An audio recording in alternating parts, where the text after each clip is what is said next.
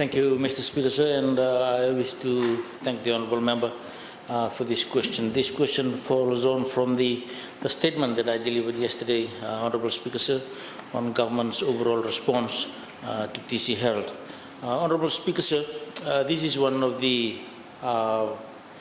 key and the very important activities that we undertake in the Office of National Disaster Management, not only, Mr. Speaker, sir, during disasters, but most importantly, pre-disasters as well, because we need to work very closely with our strategic partners. I do acknowledge, particularly, Mr. Speaker, sir, one on capability development.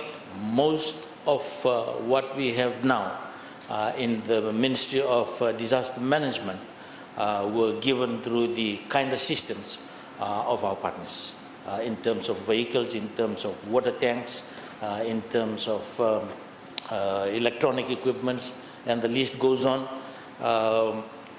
This comes through this partnership.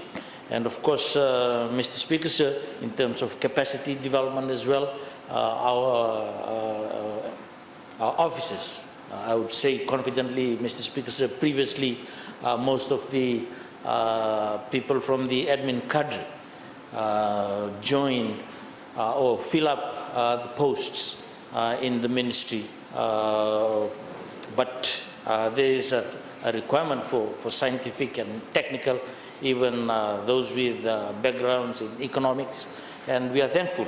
If I mention one program at the Asian Institute of Technology, where we have been sending for the last 3 years, 2 per year, to do masters in disaster management from the Asian Institute of Technology in Thailand. This comes through. So what I'm trying to say, Mr. Speaker, sir, before I address the issue raised here on international partners and donors, post TC Herald partnership and the close cooperation and collaboration with our international partners is not only post-disasters, but most importantly pre-disasters as well. Mr. Speaker, sir, as I alluded to yesterday, the aid coordination is usually between 4 major agencies of government.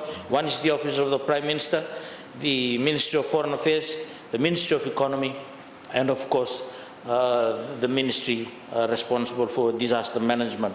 All these key agencies help in providing the information, the briefs, and all the requirements that are needed in the facilitation of the meetings with our international agencies. I'll address 2 particular areas, Mr. Speaker, sir. One is at government-to-government level, and the other one is in the form of clusters, which I will explain later, Mr. Speaker, sir. Very quickly, at government-to-government level, again, we have been making improvements in our processes and systems and our arrangements as well, learning from previous disasters. After Cyclone Winston, Mr. Speaker, sir, we were overwhelmed with so many humanitarian agencies, including our international partners. And during our discussions, and I did mention yesterday about the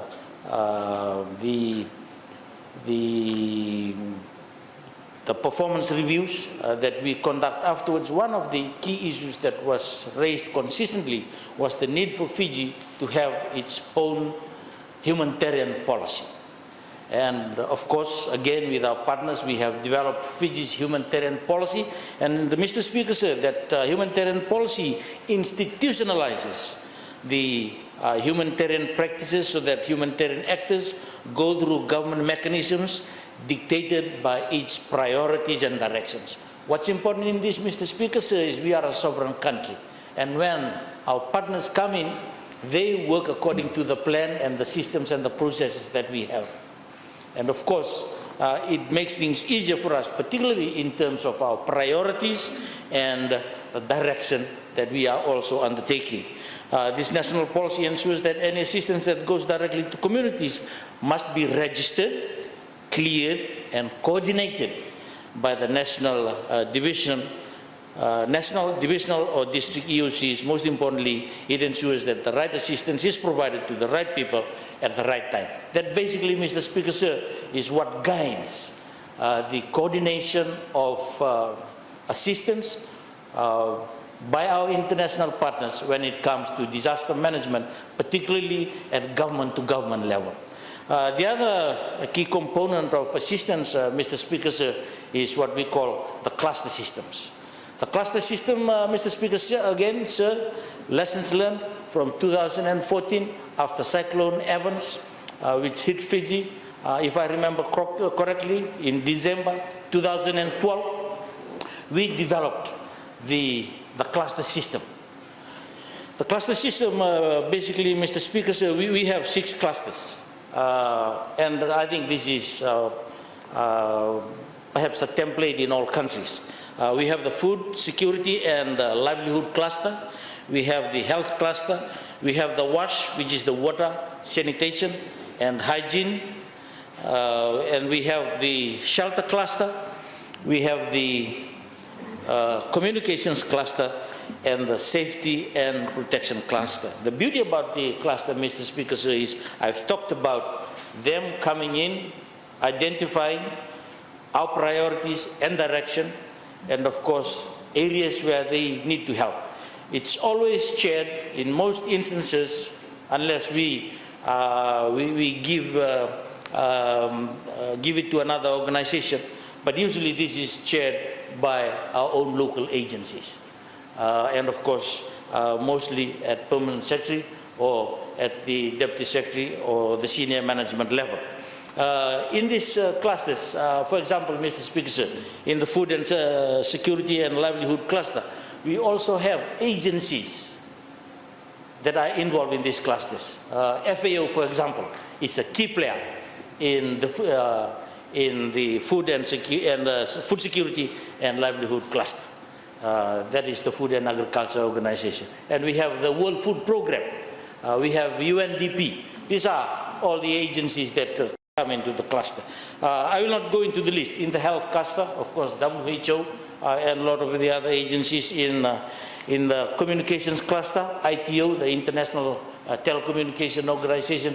I remember that in 2016, Mr. Speaker, sir, when we had Winston, it was through ITO that through the regional office in Bangkok, they organized 20 satellite phones for Fiji, flown all the way from Geneva because our communication systems were down.